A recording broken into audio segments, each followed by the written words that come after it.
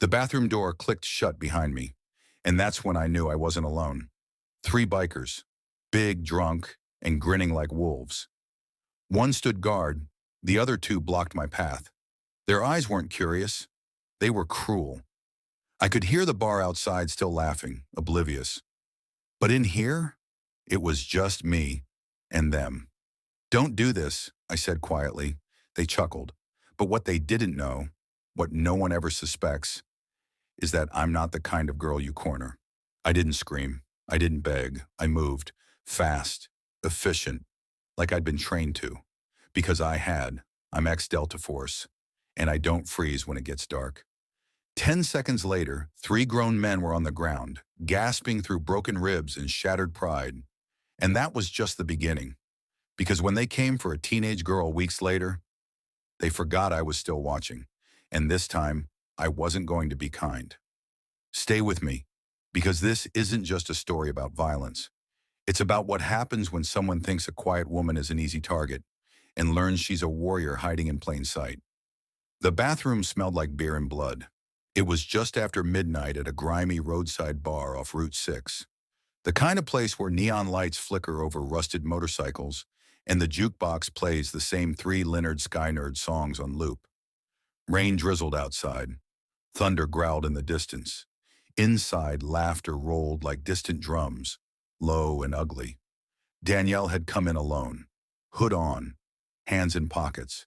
She moved like someone who had been invisible for a long time, and liked it that way. Her boots were dusty, her black cargo pants tucked tight. She wore a faded army green jacket with no name tag. She just wanted a coffee. That's all. The gas station nearby was closed. The waitress had told her it'd be a 10-minute wait, so she asked to use the restroom. Polite, quiet, unassuming. But something about her stillness made the wrong kind of men curious. She didn't see them at first, but they saw her. 4 of them.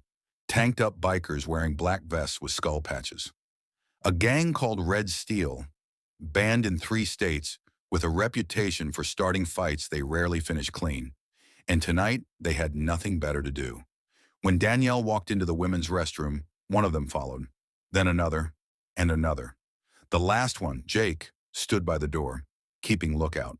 She felt a shift in the air before she heard the lock click. It wasn't fear, it was awareness. The kind that settles in your bones when you've stared down the worst of humanity and lived to whisper about it. Still, she didn't speak. Just calmly turned from the cracked mirror. There were 3 of them inside. The first man leaned against the wall, arms folded, a toothpick between his lips. "You don't talk much, do you, sweetheart?" he drawled. The second one was heavier, sweaty, breathing hard. "You military?" he asked, eyes lingering on her jacket. Danielle said nothing. The third man chuckled, cracking his knuckles. "We don't like ghosts walking into our bar like they own the place, especially not little ghosts like you." She tilted her head slightly, calm, measured, almost sad. "You don't want to do this," she said softly. The words came not as a threat, but a mercy. They laughed, and in the next 5 seconds, everything changed. Danielle moved. She didn't hesitate. She didn't scream. She didn't warn them twice. She went for the toothpick guy first. Her palm struck his throat in a precise arc, collapsing his airway with a dull crunch.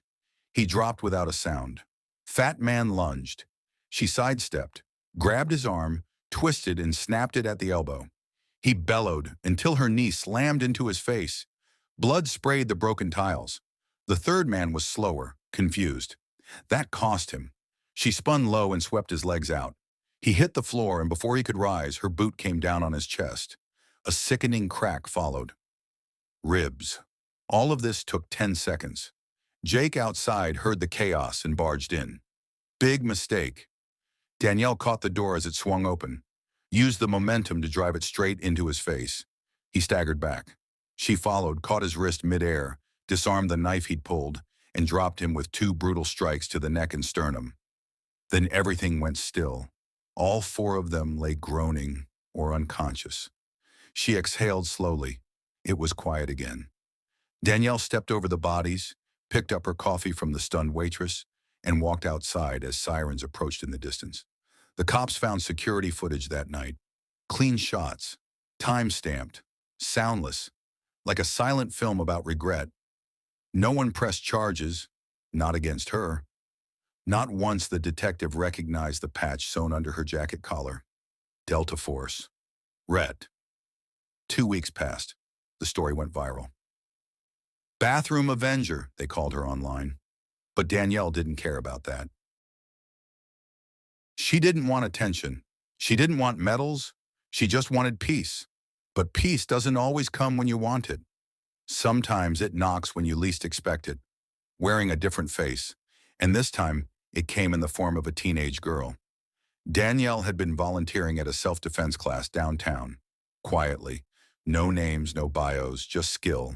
Teach, leave, repeat. One night after class, a girl named Kiara waited for her outside. Small frame, big eyes, bruised lip. "Was it really you?" Kiara asked. Danielle stared at her, silent. Kiara lifted her phone, showing a freeze frame of the security footage from that night at the bar. "I saw what you did," she said. "I want to learn." Danielle nodded once. No questions, just understanding. And so began a quiet mentorship. No one else knew. Kiara learned fast. Not just punches and grapples, but discipline, awareness, strength, confidence. The bruises faded, but scars don't always show on skin. One evening, Kiara told Danielle the truth. Her brother had been caught up in a local biker crew, the same one from the bar. Red Steel. They'd threatened her, warned her to stay quiet, told her she owed them for what her brother stole. She didn't cry when she told Danielle, but Danielle felt something inside her stir, a storm she'd buried deep. 3 days later, Danielle got a call. Kiara hadn't shown up to school or home. Her phone was off. The police were slow, too slow. Danielle didn't wait. She didn't need addresses. She knew how this worked. Predators always returned to their nest. She went to the old warehouse near the railway tracks, the unofficial clubhouse of Red Steel. She parked far off, approached on foot, silent. Inside, 6 men, loud, drunk, arrogant, and Kiara, tied to a chair, eyes swollen, hands trembling. Danielle watched for a moment, measured every angle, every exit, every heartbeat.